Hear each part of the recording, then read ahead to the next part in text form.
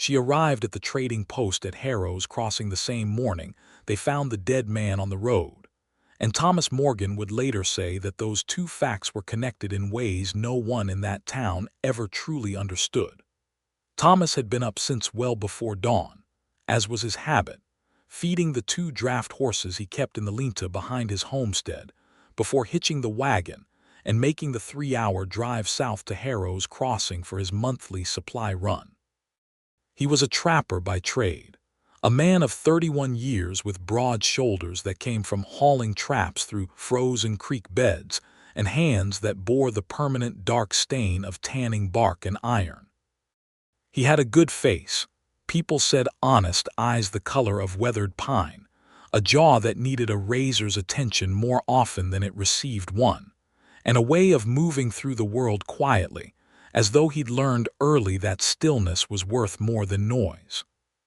He had inherited 60 acres of rough land north of the Coron River from his father, along with a one-room cabin that he had since expanded into something worth calling a home, with a sleeping loft, a root cellar, and a covered porch where he could watch the mountain weather come rolling in from the northwest. He was not a man given to trouble, and trouble was not something he generally went looking for. But trouble, as it turned out, had been waiting at Harrow's Crossing. The road into town ran past Elker's Mill, a squat stone building wedged against the river bend, and it was there that Thomas first saw the crowd gathered around something in the dust. He drew the wagon to a stop and climbed down, boots settling into the cold, gritty mud that February always left behind on the frontier road. Old Burn Elker was already at the center of it, jabbing a thick finger at the shape on the ground, and it took Thomas a moment to understand what he was seeing. It was a man, or what had been a man, a traveling merchant by the look of his coat and the overturned cart that lay in the ditch beside the road. The horse was gone, cut loose or spooked off. The merchant was dead, that much was plain, though the cause of his death was not immediately obvious to Thomas, who had seen enough of death to know it rarely announced itself neatly. What was more immediately obvious was the second shape crouched in the shadow of the overturned cart, coiled tight as a spring, watching the crowd with luminous amber eyes that held equal parts fury and fear. She was an orc woman, and she was alone. Thomas had seen orcs before, who, on the northern frontier, had not. But rarely like this. She was young, he thought, perhaps 23 or 24, with the broad-boned structure and gray-green skin of the hill clans, but her features were sharper than the clan warriors he had occasionally seen at a distance, almost fine, with high cheekbones that caught the pale winter light and full lips pressed together in a hard, defensive line. Her lower canines were modest, the kind barely visible unless she opened her mouth, and her dark hair had been braided tightly against her skull in a pattern he did not recognize. She wore a fitted leather bodice, burnished dark brown and laced down the front with cord, over a blouse of rough-spun linen the color of cream that had been gathered and tucked at her waist so that it moved with her breathing. Her leggings were dark, sewn from what looked like deer hide, and tucked into knee-high boots stitched with faded geometric shapes, clan markings, he guessed. The whole ensemble was road-worn but deliberate, shaped to her figure with a practicality that nevertheless managed to look feminine, even graceful. A short blade sat sheathed at her hip. She had not drawn it, though Thomas suspected she had considered it. She was watching Burn Elker with the focused, unblinking attention of someone deciding how much danger they were actually in. Elker, for his part, had already decided. She killed him, he announced, loudly enough to make it a verdict rather than a suspicion. Found her right here with the body. She killed Dennett and now she's sitting on his goods. A murmur rolled through the crowd, the ugly, formless sound that mobs made when they were still deciding what they wanted to be. Thomas could see the men in the back straightening up, the ones who had come running from the mill with tools still in their hands. "Did you see her do it?" Thomas asked, and his voice came out quieter than he intended, which sometimes happened when he was genuinely alarmed. Elker turned. He was not fond of Thomas Morgan, who had a history of asking inconvenient questions. "She's an orc," he said, as though that were a complete answer. "That's not what I asked." The crowd's murmur shifted slightly, the way a river shifts when something interrupts its flow. The orc woman had not moved, but her amber eyes slid sideways and found Thomas's face, and for a moment they regarded each other across a distance of perhaps 8 feet. She said something then, in a low, even voice. It was orc tongue which Thomas could not speak, but he heard the shape of it, not an accusation, not a threat, something more like a statement of fact. Elker waved his hand. "Savage talk. She killed him, Morgan, and we're dealing with it." "I'll take her," Thomas said, and even he was surprised by the words when they came out. There was a long, confused silence. "You'll what?" "I said I'll take her." Thomas was already moving toward the cart, keeping his movements slow and deliberate, the way you moved around a frightened animal. "She's alone, and she hasn't drawn that blade. If she'd wanted to kill someone, she'd have done it already. And you don't know she killed Dennett. You found her near the body, which is different. I'll take her to my place, keep her out of trouble while anyone who wants to investigate this actually investigates it." "Why in the name of all the saints would you do that?" Thomas thought about the answer for a moment and decided the honest one was simplest. "Because someone should." He crouched down, a few feet from the orc woman, and held both his hands open and facing her. He did not know her language, but open hands were a thing that most creatures in the world understood. She studied him. Up close he could see that she had been through something difficult recently. Her knuckles were scraped raw, her boots were caked with mud from what looked like a hard night of walking, and there was dried blood on her left sleeve, though it did not appear to be her own. Her amber eyes moved from his hands to his face to the crowd behind him and back to his face again, and then she said something short and sharp, a single word he did not know. He held still and waited. She stood. She was almost as tall as he was, which he had not quite anticipated, and she held herself with a straightness that made the crowd take a step back, which he suspected was the effect she was going for. She looked at him for another long moment, then she inclined her chin barely, just a small motion, and stepped clear of the cart. He walked back to his wagon. After a pause of perhaps 3 seconds, she followed. He heard Elker's voice behind him, outraged and sputtering, but the crowd had lost its momentum, and Thomas had a way of becoming very difficult to argue with once he had set his course. He climbed onto the wagon seat and picked up the reins. The orc woman stood beside the wagon for a moment, looking at the bench, and then she climbed up beside him with an athleticism that was almost startling, settling herself against the far edge of the seat with her arms folded and her back very straight. Thomas clicked his tongue at the horses and pointed them north. They drove in silence for the first mile. The road curved up away from the river and into the pine-covered hills, and the frozen ruts in the track rattled the wagon badly enough that he had to keep both hands on the reins. The orc woman braced herself on the bench without complaint, riding the jolts with a practiced stillness. He tried, eventually. "Thomas," he said, and touched his chest. She looked at him sideways. He tapped his sternum again. "Thomas."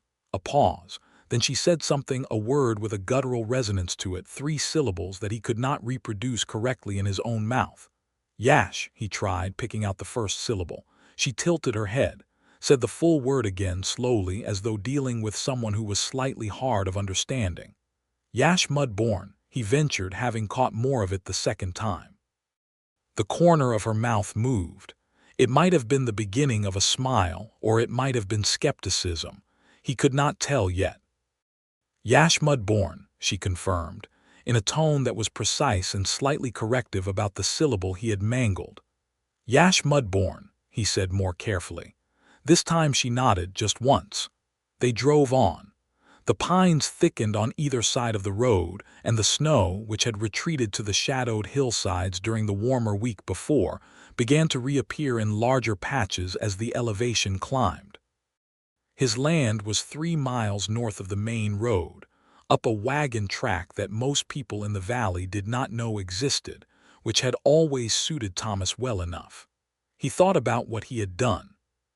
He had taken a stranger, an orc woman, alone, connected however loosely to a dead man, into his wagon, and was now driving her toward the most isolated property in the valley. The rational part of his mind offered several thoughts on this subject, none of them entirely comfortable. But when he glanced sideways at her profile against the passing trees, the set of her jaw and the careful, guarded way she watched the road, he found that the discomfort could not outshout what he actually felt, which was something simpler and harder to explain. She needed somewhere to be, and he had somewhere. The track to his homestead wound through a stand of birch before opening onto the clearing that held his cabin, barn, woodshed, and a modest chicken coop that was currently in a state of disrepair he had been meaning to address since October. Smoke rose from the cabin chimney.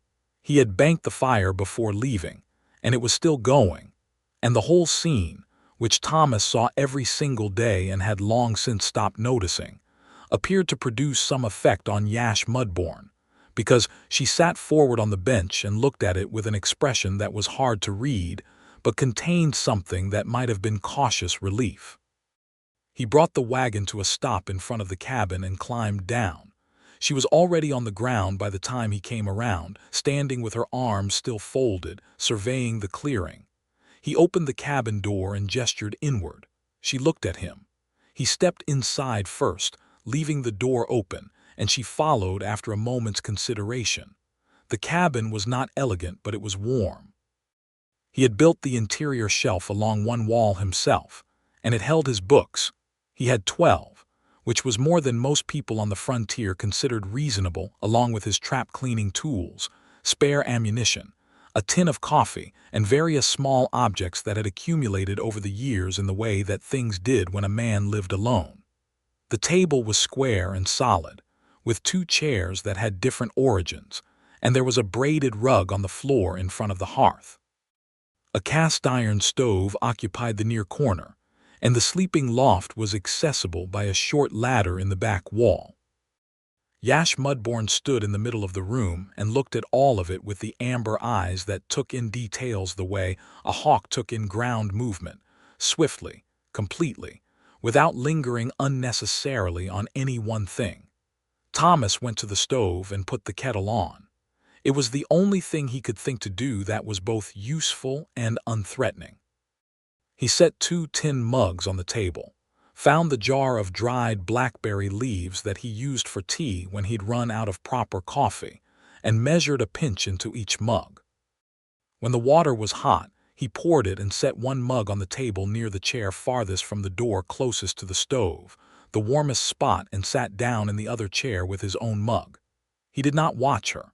He looked at his own hands, which were in need of washing, and waited. After perhaps a minute, she moved. She did not sit immediately. She circled the table once lightly, like she was taking the measure of the space, and then she sat and wrapped both hands around the mug. The steam rose between them. She looked at the tea with a slight furrow between her brows, then brought it to her lips carefully and tasted it. Her expression shifted, not dramatically, but Thomas was already learning to watch for the small changes, the micro-adjustments her face made that stood in for the broader gestures other people used. The tea was clearly neither offensive nor impressive to her. It was, he supposed, just warm, and warm was what the situation called for. He said nothing. She said nothing. The fire settled in the stove with a soft clank, and outside the wind came through the birches and made them murmur. He thought about the dead merchant. He genuinely did not believe she had killed the man, not because she was incapable of it. The blade at her hip told him she was capable of quite a few things, but because the geometry of it did not work. If she had killed a merchant on a public road and then stayed sitting next to the body, she was either a fool or she had nothing to hide. Everything about her told him she was not a fool. He found a scrap of charcoal and a piece of flat board and drew a quick rough shape, a figure lying down, another figure standing over it, and then drew a third figure arriving from one side, pointing. He looked at her. She studied the drawing. Then she picked up the charcoal from his fingers, a small, deliberate physical contact, fingers brushing his briefly, and added to the picture. Her additions were cleaner than his, with a confident line. She drew the lying figure with a smaller figure standing over it, which he took to be the merchant and the killer. Then she drew her own figure arriving from the other direction, after the smaller figure had already fled. Then she tapped the fleeing figures back. "You saw who did it," Thomas said quietly, though he knew she could not understand. She set the charcoal down and said something in Orc tongue. It was not short this time. It was several sentences, spoken in a level, deliberate way, as though she were choosing each word with care and wanted the meaning to carry even if the words could not. She watched his face as she spoke. He said, "I'm listening," not because she would understand, but because he thought she deserved to know that he meant to. She finished. She looked at him steadily. Then she picked up her tea again, and the conversation, such as it had been, was finished. The next several days passed in a rhythm that surprised Thomas with how natural it felt. Even though natural was not a word he would have expected to reach for given the circumstances. He gave her the sleeping loft. She took it without ceremony, climbing the ladder that first evening and settling herself up there with a practicality that suggested she was used to making the most of available shelter. He took the floor by the stove, on the folded bearskin he used when the loft got too hot in summer. It was considerably less comfortable in February, but he was not bothered by discomfort in any meaningful way. She was up before him the first morning, which startled him when he woke to find the fire already built up and the kettle on. She had figured out the stove on her own, which told him something. She was also outside when he pulled on his boots and coat. He found her standing at the edge of the clearing in the gray pre-dawn light, face tilted up toward the sky, which still held a faint scattering of the last stars. She did not look back when he came outside. He did not interrupt her. He took her through the property that first morning, showing her the barn, the chickens, the root cellar, the woodshed. She followed and observed and said very little in either direction. At the chicken coop, she crouched and looked at the loose boards with an assessing tilt of her head. She said a word to him, a short sound, and then mimed the act of hammering. "I've been meaning to fix it," he said, with the slight embarrassment of a man who has been called out on his procrastination. She stood up and looked at him with an expression that was almost but not quite amusement. He got the hammer and nails from the woodshed. She was already examining the loose boards when he returned, testing each one with a firm push. And when he offered her the hammer, she took it without hesitation and began nailing the boards back in place with an efficiency that made it clear this was not the first thing she had built or repaired. He held the boards steady and handed her nails and tried not to feel superfluous, which was not entirely easy. They fixed the chicken coop. They did it in silence for the most part, but it was a working silence, the kind with a shared purpose running through it. And when the last board was hammered tight and she stepped back and pushed it once more to test it, and it held, she looked at him and made that small not quite smile again. He said, "Thank you." She said something in reply, something that was clearly not Orc tongue, or at least not entirely, because she was attempting to shape sounds she did not have in her own language. It came out strange and approximate, but he heard the structure of it underneath, the intention. She was trying to say something back to him. He began keeping a list. He used the flat boards and charcoal at first, and then he cut himself proper strips of paper from the margins of his oldest book, and began writing down the Orc words she used alongside rough drawings of what they meant. She caught on to what he was doing after the second day, and began helping, pointing to things and naming them for him deliberately, watching him write the sounds, and then correcting his pronunciation when he tried them back. She had a patience for this that he found remarkable, and he thought, watching her study his written approximations of her words with the focused attention of someone decoding a foreign system, that she might also be keeping her own mental list. The word for fire was something like vrak, water was mal, good was des. The word she used when she did not want him to do something, when he almost opened the wrong drawer while she was reorganizing the root cellar, or reached for her with the salve when she had scraped her hand on a saw blade, was a short, hard sound. Tack. He learned tack quickly because it was the one she used most often and he respected it every time. A week passed, then 10 days. The snow returned, blanketing the clearing in a heavy silence that made the homestead feel even more removed from the world than usual.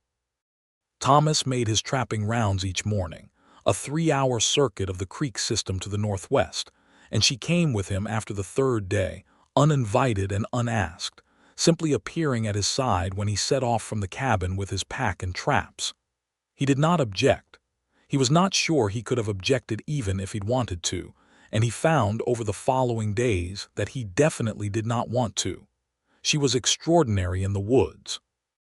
He had been trapping his whole life, from the time he was old enough to follow his father through the snow, and he was not a modest man about his own skills.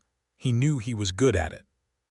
But Yash Mudborn moved through the forest with a precision and awareness that made him feel, by comparison, like he was crashing through brush in wooden clogs.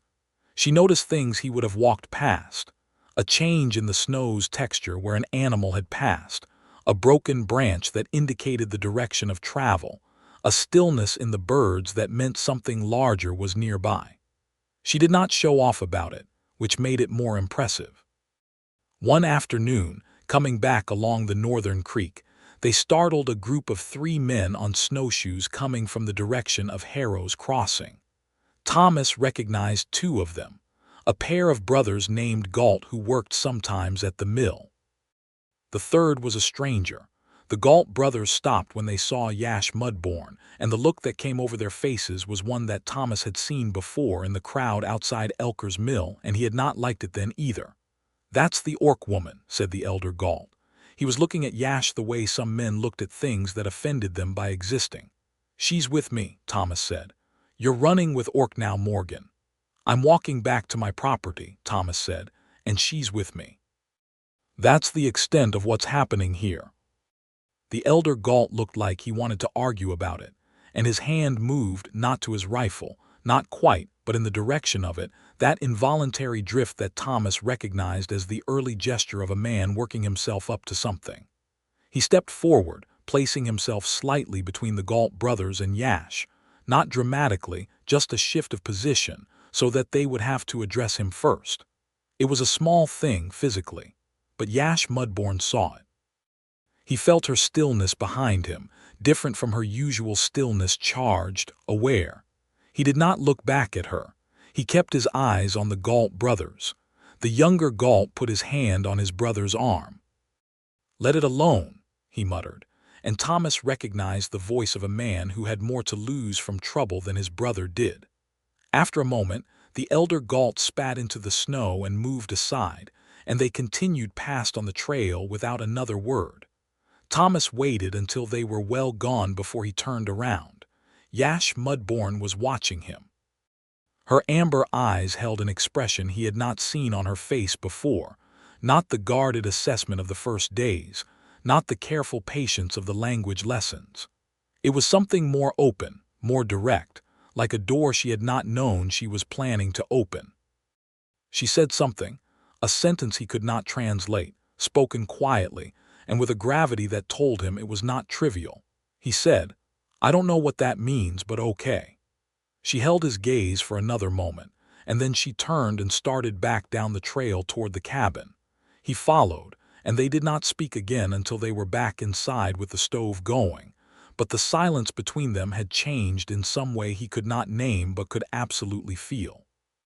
That night, over the dinner of salt pork and cornbread that he had made, she reached across the table and pointed at his list of orc words.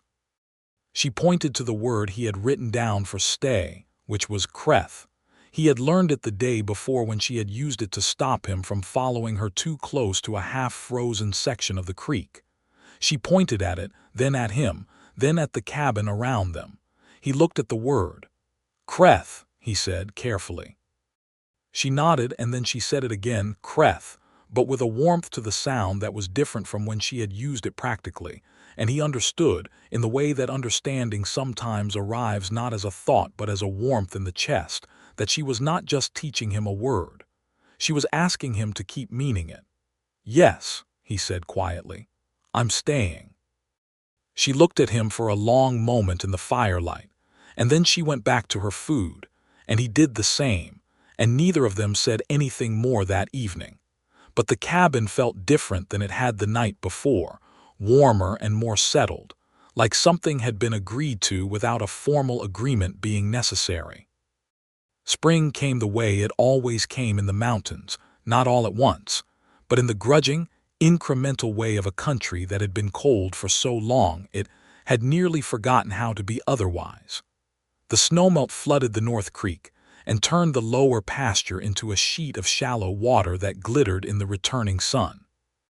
The birches put out their first small leaves, and the air shifted from the dense, still cold of winter to something lighter and moving, carrying the smell of mud and new green things. Thomas moved his trapping to the higher elevations and began the spring work of the property, mending fence lines, turning the kitchen garden, checking the root cellar for what had kept and what had spoiled.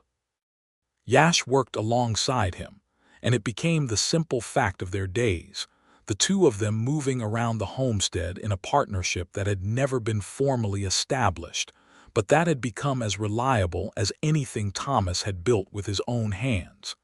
He was learning her language steadily. Not fluently, he thought fluency would take years, and he was honest with himself about that, but enough. Enough to understand the most common things she said, enough to ask simple questions, enough to know when she was tired or frustrated or, occasionally, quietly pleased about something. She was learning his language too, with a fierce and systematic determination that surprised him every time she used a new word correctly. She had a gift for it, actually, an ear for the music of a language, the way certain sounds connected to certain meanings, that made her progress faster than his own. He taught her using everything around them, the names of tools, the words for weather and seasons and the parts of animals, the small conversational phrases that held a day together.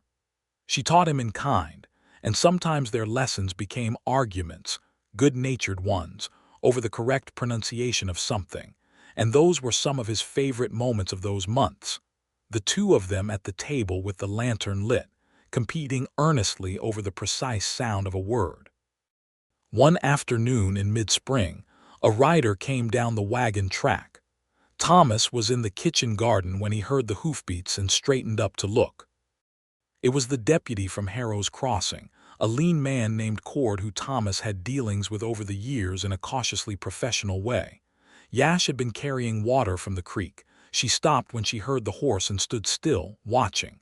Cord pulled up and took off his hat, which was a courtesy he did not always bother with. "Morgan," he said, "got some news about the merchant, Dennett." "All right," Thomas said. "Found the man that did it." Turned out to be Dennett's own business partner, came up from the south. Fellow got drunk in Harrow's the night before last and started running his mouth. Elker's holding him for the circuit judge. Thomas felt the knot in his chest that he had not entirely acknowledged loosen. "Good," he said. Cord looked past him at Yash, who had not moved. "The Orc woman," he said, without the contempt Elker used, more a matter of fact. "She's free then. No charges to bring, not that there were lawful charges to begin with." He added this last part with the specific diplomatic precision of a man who had told Elker as much privately and did not want to start the argument again. "She planning to stay on." "That's her choice," Thomas said. Cord looked between them again, with the expression of a man absorbing a situation and filing it in the particular cabinet where he kept things that were none of his business. "Right then," he said, and put his hat back on. "Tell her the road's clear if she wants it." He rode back out the way he had come. Thomas turned to look at Yash. She had heard enough, Cord had spoken clearly, and she was looking at the road the deputy had taken. Her face was still, but her hands, he noticed, were very still as well. In the particular way they went still when she was making a decision. He said in the collection of words they shared between them now, orc and human woven together into something that was theirs alone. "You are free. The road is open. The choice is yours." She looked at him. "Creth," he said quietly, "stay." Then he shook his head because he did not want her to stay for his sake if she had somewhere she needed to be. "Or go, whatever you want." Yash Mudborn looked at the road for a long time. The spring wind moved through the birch trees and turned the new leaves over, showing their pale undersides. Somewhere in the upper pasture, a crow called and was answered by another. She turned away from the road and walked back to the creek to finish carrying water. Thomas stood in the garden for a moment with his heart doing something complicated in his chest, and then he picked up his hoe and went back to work. Summer arrived with a force that the spring had not hinted at, hot and golden and relentless, and the homestead expanded in ways Thomas had not expected.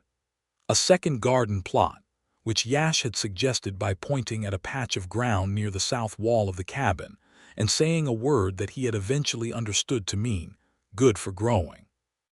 She had turned the soil herself with the spare spade while he'd been skeptical, and then planted it with seeds she had.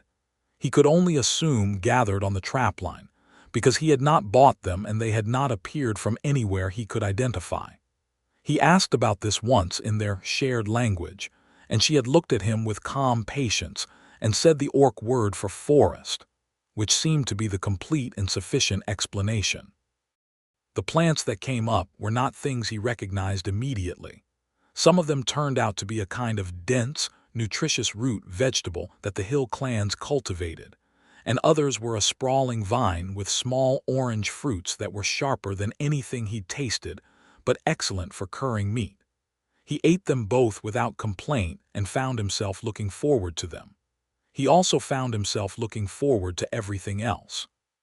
He had been aware of it building for a while, the way his attention was oriented toward her whenever she was nearby, the way the mornings felt different now that they involved her face in the early light and her voice moving through words in both languages.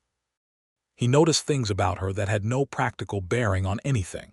The way she sat in the chair by the window when she read.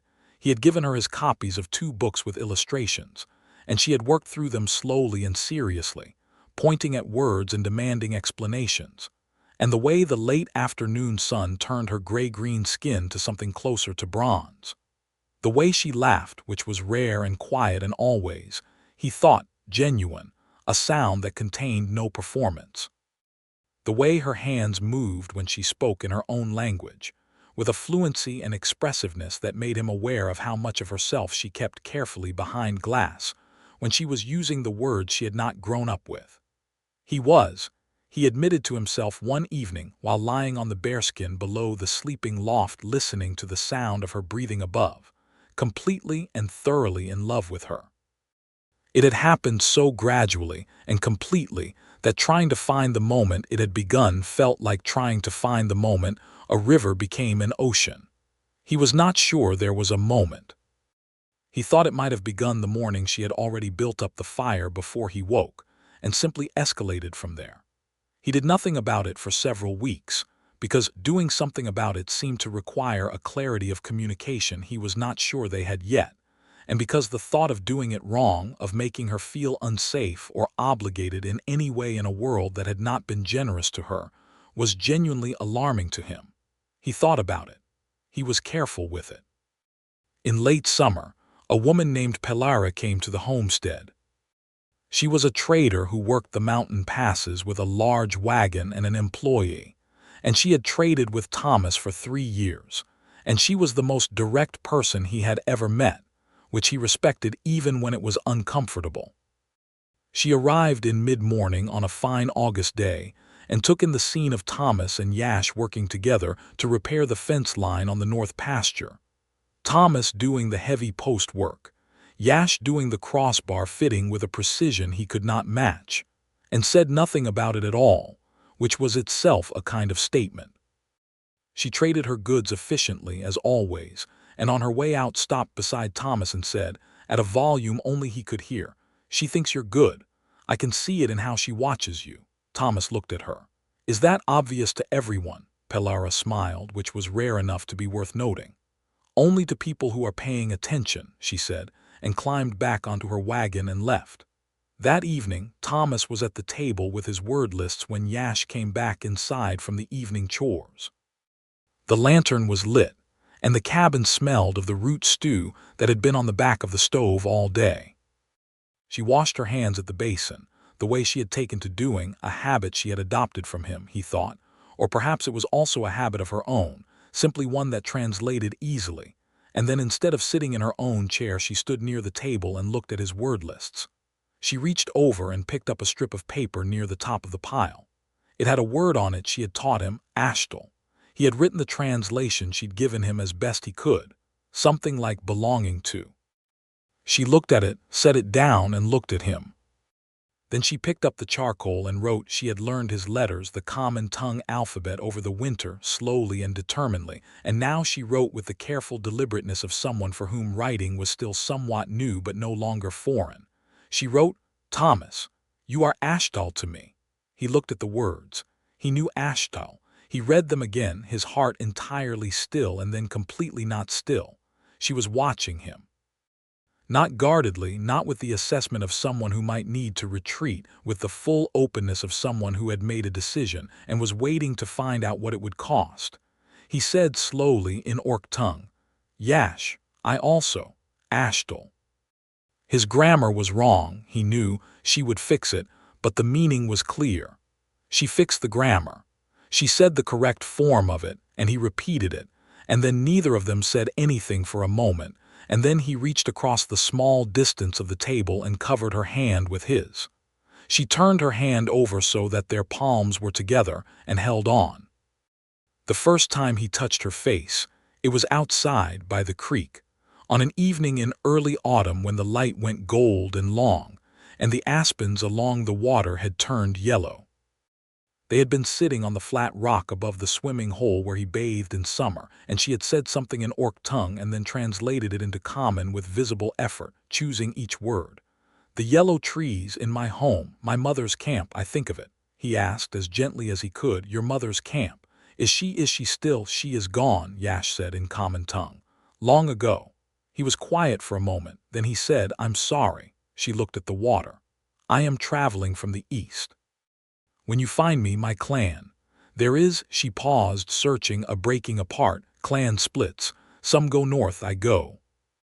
She made a gesture outward with her open hand, which he understood to mean she had been going nowhere in particular, or away from the conflict specifically, which was sometimes the same thing. "You were alone," he said. "Yes." A pause. "I am not good at being alone." He looked at her profile against the yellow aspens and the running water, and he reached over and touched her jaw just lightly with the backs of 2 fingers. She did not pull away. She turned her head slightly into the touch, a small motion that meant something much larger, and looked at him.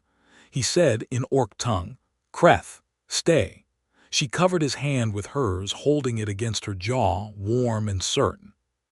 The kiss, when it came, was not that evening. They were not the kind of people to rush, and there was something in the patience itself that felt like its own form of tenderness. It came a week later, on a rainy afternoon when they had been forced inside by a sudden cold downpour, and she had been reading at the window while the rain ran down the glass, and Thomas had been watching her from across the room with no pretense about it at all, and she had looked up and caught him at it. And instead of the slight embarrassed retreat that might have been the old version of this, neither of them looked away. She stood. She crossed the room and stopped in front of him, close enough that he could see the small details of her face, the faint pattern of darker markings along her jaw, barely visible like a watermark on stone, the full line of her lower lip, the amber depth of her eyes that never seemed to look at anything in a shallow way. He said her name. "Yash." She said his. Not perfectly, she still rounded the TH into something softer, but she said it with a gravity that made it feel entirely complete. He leaned forward and kissed her, soft and unhurried, and she kissed him back with the same quality of certainty she brought to everything she did, and the rain ran down the windows, and outside the aspens bent in the wet wind. They stood in the small middle of the cabin with their foreheads together afterward, and he could feel her breathing slow and even out to match his. She said in Orc tongue, a phrase he had not heard before. "Teach me," he said quietly. She said it again, slowly. He approximated it back. She shook her head and said it again, her hands coming up to rest at the sides of his neck, adjusting the shape of his mouth with the lightest possible pressure of her thumbs at his jaw, which was both the most practical and the most intimate thing anyone had ever done to him. He tried again. She nodded, a real, complete nod. "What does it mean?" he asked. She was quiet for a moment, finding the words. "It means," she said carefully, "that someone is where your heart stays even when your body is going somewhere else." He let that settle. "Is there a common tongue word for that?" she asked. "Not one word," he said. "We need several. We say things like beloved or home." She tried both. "Beloved, home." "Yes," he said. "Thomas," she said, "you are both of those things." Autumn burned across the mountains in red and gold, and Thomas drove to Harrow's Crossing for the first time since winter with Yash beside him on the wagon bench, which was a different situation than the last time entirely, and he was aware of it. She was aware of it too. He could see the way she held herself as they came down the main road into town, upright and undefended, which he recognized as the braver version of defensive. Elker was at the mill and watched them pass with a tight mouth and said nothing. Thomas noted this as a victory of the minor but real category. Several people on the street stopped and looked, because that was what people did when something was unfamiliar, but looking was not the same as the crowd outside the cart in February, and Thomas saw the difference even if Yash could not fully measure it yet. What he did not anticipate was the notice. It was posted on the board outside the general store, which was the public information board for the valley, where land sales and circuit court dates and wanted notices were put up. He saw it when he tied the horses, and his stomach dropped, then steadied. Notice of ORICHAL binding claim, it read, in the official type of the territorial government. By order of the Clan Authority of the Mudborn Sept, Eastern Reach, the female-designated Yash of the Mudborn clan is claimed for binding contract to KORRACHIRONSHILD WARLEADER in settlement of clan debt. Any who shelter or conduct with this individual are subject to claim interference law. Thomas read it twice, then a third time to make certain he understood all of it. He heard Yash stop beside him. He heard the slight, sharp intake of breath that told him she had read it too, or enough of it. She had been reading common tongue for months now, imperfectly but with real comprehension. He pulled the notice from the board. The action was visible. Several people on the street turned to look, and one of them was Deputy Cord, who happened to be walking by and stopped with a careful expression. Thomas held the notice. He looked at it, then at Cord, then at Yash, whose face had gone to that guarded stillness he had not seen since the first days, the one that told him she was calculating threats. "Is this legal?" he asked Cord. Cord looked uncomfortable. Clan binding contracts are recognized under the Territorial Peace Agreement, but they have to be enforced by petition to the magistrate, not just posted on a board. He paused. They can't compel her directly. They'd have to go through proper process. And does proper process include her having anyone to speak for her? If she has someone willing to stand as advocate before the magistrate, yes. Thomas looked at the notice again. He said without raising his voice, "I'll stand as her advocate." Cord absorbed this. Behind them, Thomas was aware of the small gathering of people that had formed, the way people gathered when something interesting was happening, and he was also aware of Yash at his shoulder, very still. "You understand," Cord said carefully, "that Korach Ironshield is a war leader. He is not. That is a significant—" "I understand," Thomas said.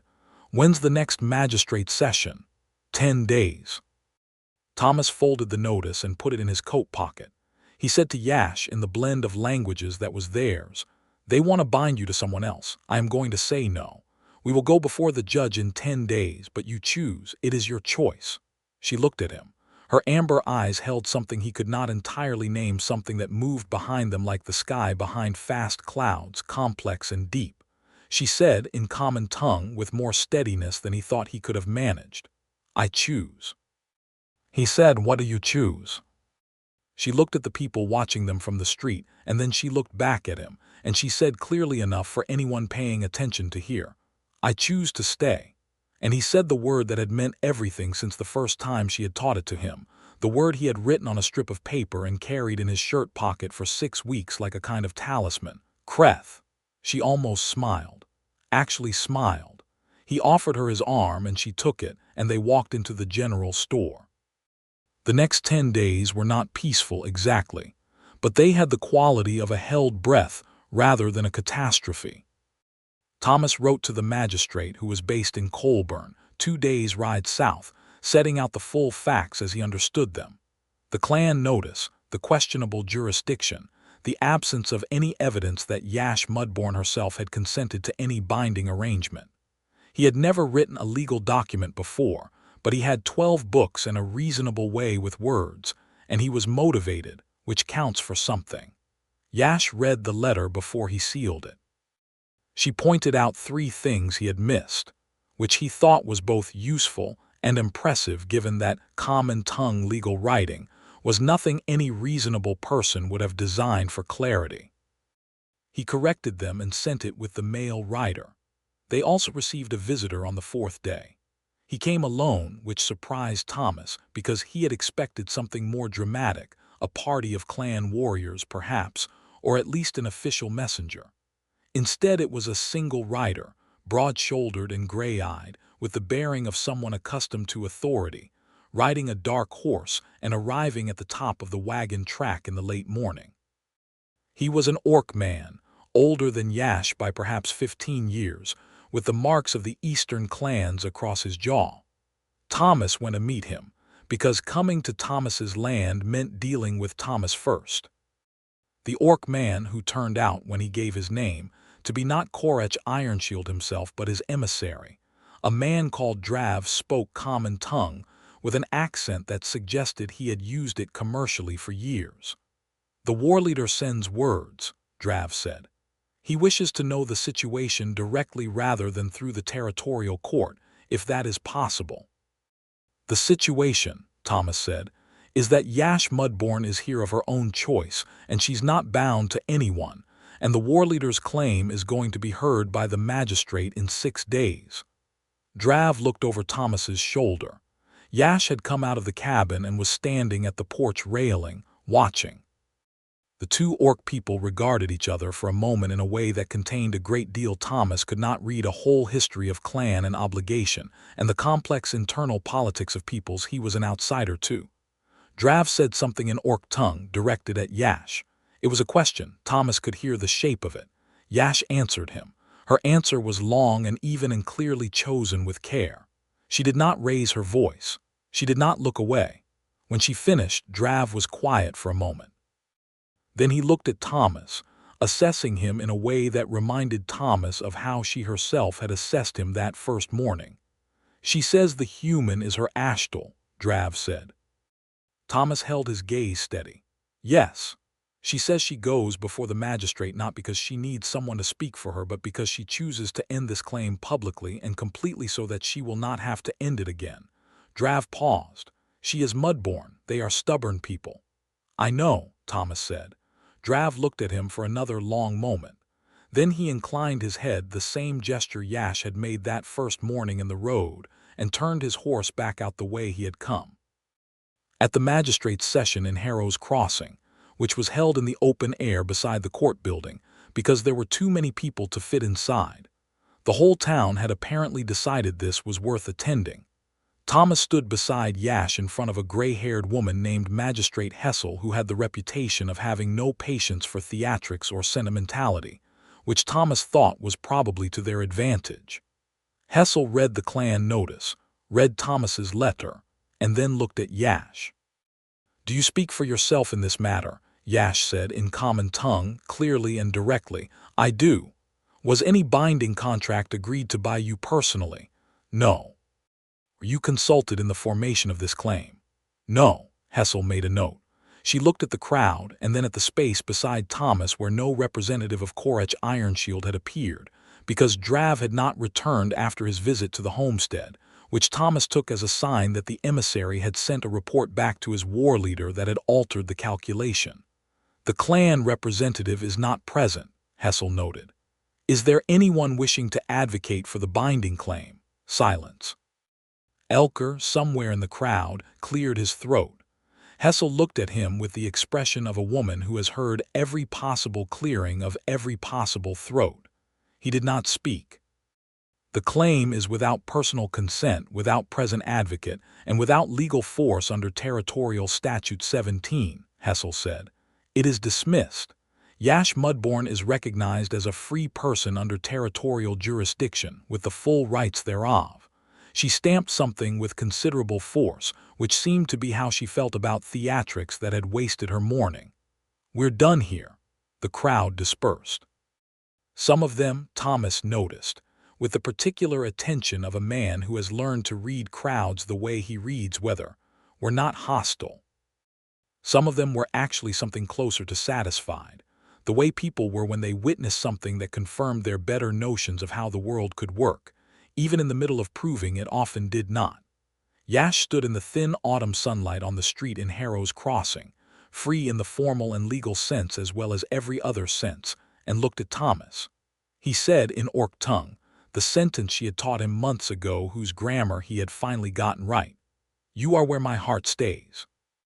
She looked at him with her full and open face, nothing behind glass, and said it back to him in common tongue, imperfect and perfect at once, every word chosen and meant.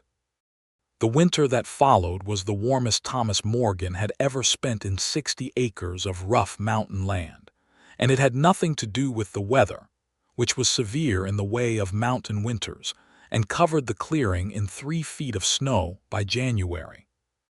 It had to do with the fire and the shared table and the evenings when they sat together on the bench by the window, and she read aloud from one of his books, sometimes stopping to ask the meaning of a word, and sometimes not stopping because the meaning was clear enough from what surrounded it. And he listened to his own language in her voice, and found it newly interesting, the way anything ordinary becomes interesting when someone you love engages with it. He asked her to marry him in December, in the way available to them, which was to say, not in any formal church ceremony, because there was no church in Harrow's Crossing that would have performed one for them, but in the way that mattered, which was the way they had already been doing it for months. He asked with a piece of carved wood. He was not a gifted carver, but he spent 4 evenings on it, carved into the shape of an aspen leaf, which was the tree by the creek where they had first talked about her mother's camp and her being alone. She held the carved leaf and looked at it for a long time, turning it in her broad, capable hands. Then she looked at him and said, in common tongue, "Yes." She put the leaf on the shelf above the stove next to his books, where he could see it every morning. She made him something in return, not immediately. She was deliberate about things, but 3 weeks later, which was 2 days after the new year. It was a small piece of braided cord, the same pattern as the braid she wore in her hair, in the dark red and brown colors of what she told him were her mother's clan colors. She tied it around his left wrist without ceremony, in the way of the Mudborn sept, and told him that among her people this was the equivalent of what he had asked and what she had answered. He wore it without removing it from that day forward. Pelara came through on her spring route and looked at the bracelet and the carved leaf visible through the cabin window and said nothing at all, and then said, "Good. About time," which was more or less everything there was to say. Spring of their 2nd year together brought a new kind of difficulty, which was the arrival of a family in the valley. A settler family named Brigg, who came down from the Northern Territory and took up the old Faro homestead 2 miles east, and who had with them a teenage son with bad judgment and too much time on his hands, who decided, one afternoon in May, to come onto Thomas's land while Thomas was on the trapline, and say things to Yash Mudborn that Thomas did not hear, but that she described to him that evening with a careful, even voice and the particular stillness that he had learned to recognize as the container for something she was controlling very tightly. He listened to the whole account. Then he rode over to the Brigg farm the next morning, in the early light when the dew was still on the grass, and spoke to the father. He said what had happened and what he expected not to happen again. He said it without heat, in the level, quiet voice that people who knew him understood was the serious one, as opposed to the actually loud voice that almost never appeared. The father was a rough-hewn man with the look of someone who had worked hard all his life, and he listened, and then he said, "I'll deal with it." Thomas said, "Thank you," he meant it. He also added very quietly, "She is my wife. And she is better than most of the people in this valley in every way that matters, and I intend to spend the rest of my life making sure she knows we both understand that." He said wife, not in any formal legal sense that the territorial authority would have recognized, but in every sense that was his to give, and the word sat in the morning air between them, and the other man did not challenge it. The brig boy never came onto the property again. The brig father over the following years became a man Thomas traded with and occasionally helped during bad seasons, and who helped in return when the north pasture fence came down in a storm, and who eventually was one of the people who came to stand outside the cabin on a winter evening in the third year and say congratulations in a voice that was not entirely comfortable but was entirely sincere. Because in the third year, there was something to congratulate. Yash told him in October in the early morning, before he was entirely awake. She sat beside him and took his hand and placed it flat against her abdomen and looked at him, and he lay still for a moment and understood, and then he sat up and looked at her face in the gray dawn light, and the thing that moved through him was so enormous and specific that he could not find a word for it in any language. She said, in the blend of words that was theirs alone, Is this good?" "Yash," he said, "this is the best thing." She let out a breath long and slow, the kind that told him she had been holding it, carrying the uncertainty of his response before this moment, and he was sorry for every second of that uncertainty, even though there was nothing he could have done to shorten it.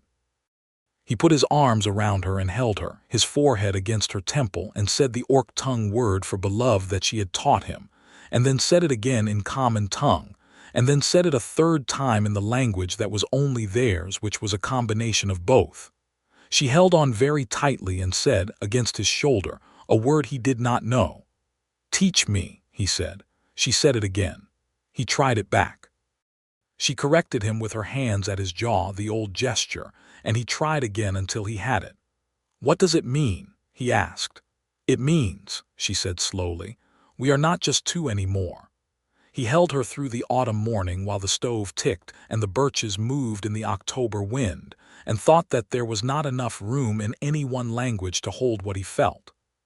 She carried well, which he was grateful for, and carried with the same matter-of-fact physical capability she brought to everything, adapting the work of the homestead as her body required it, and directing him to do more of the heavy labor with the calm authority of someone who had decided what needed to happen and arranged for it to occur.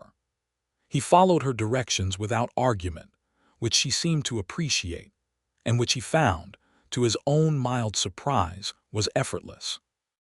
He had always been comfortable in his own authority on his own land. He found that shared authority, with someone he trusted completely, was actually better.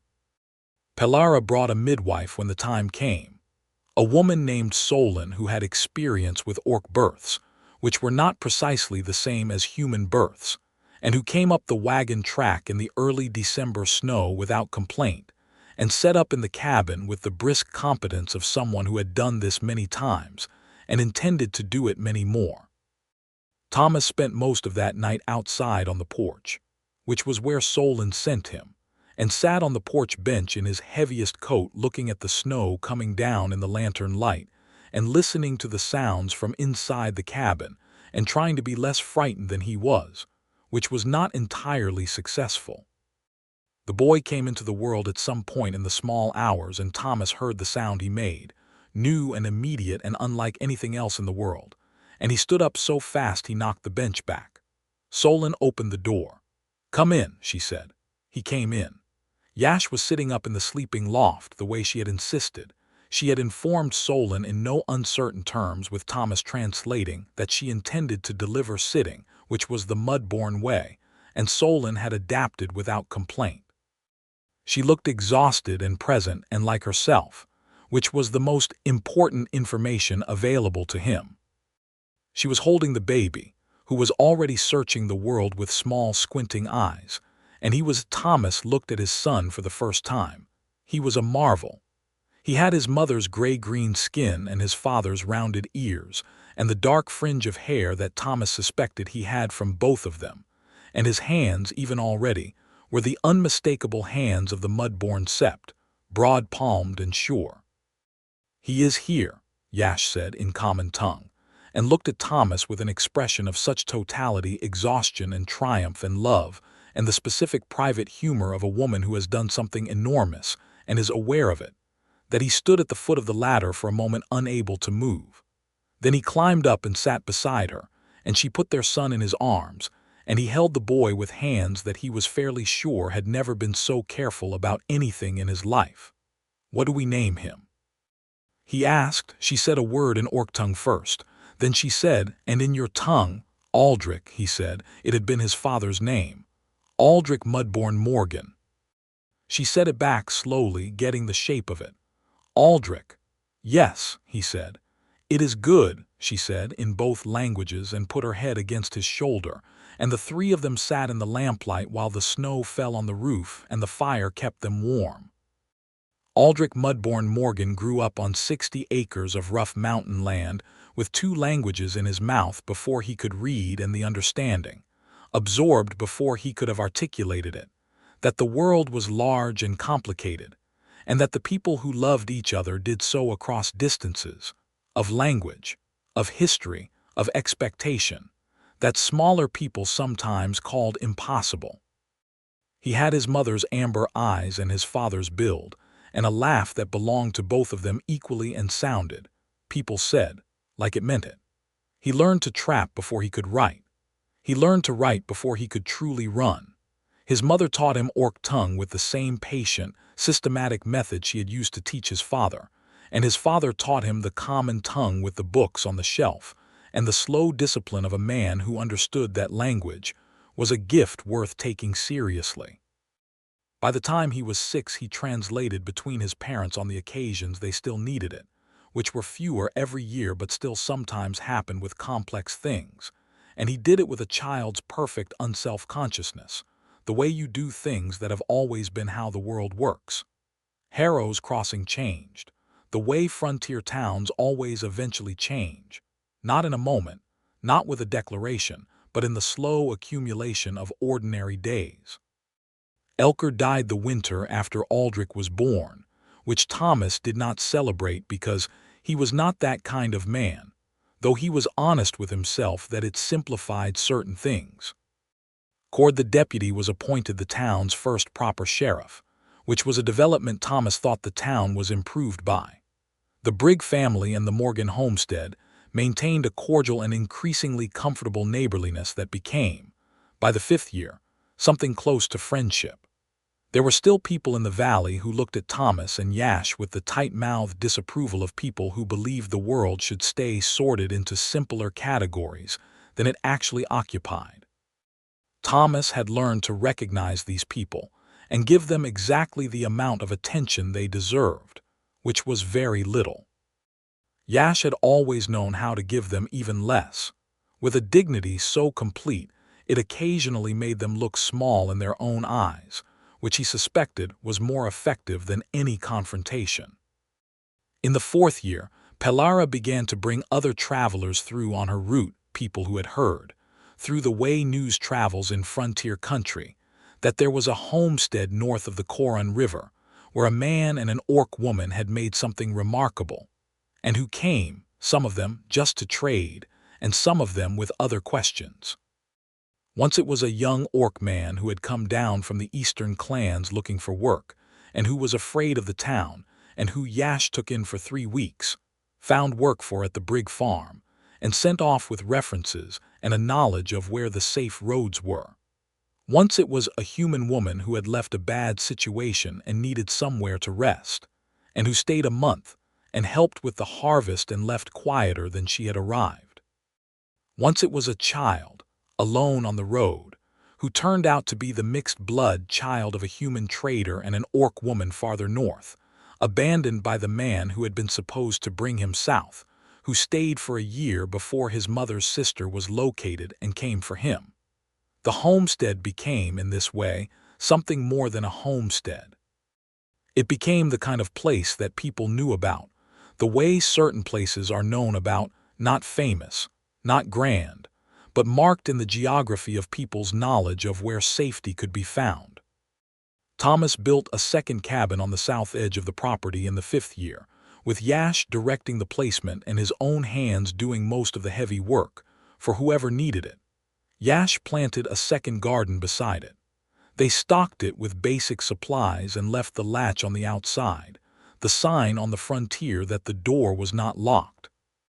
He was 40 years old when Aldrich turned 9, and Yash was 32, and one morning in that October that was the most beautiful October he could remember, gold and cold and sharp with the smell of coming winter, she came to him at the creek where he was cleaning traps and sat on the flat rock and said, in the common tongue that had long since become entirely fluent and entirely hers, "I think there will be another."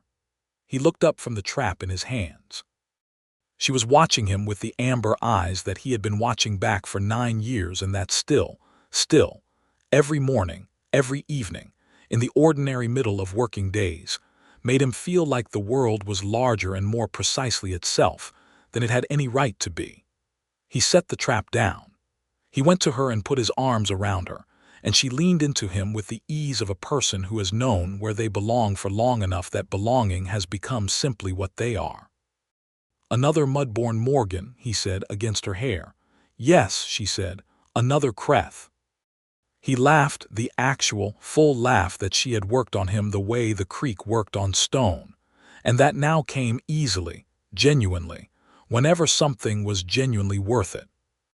He held her by the flat creek rock while the October light went long through the aspens, and thought about everything from the February morning on the road to this moment.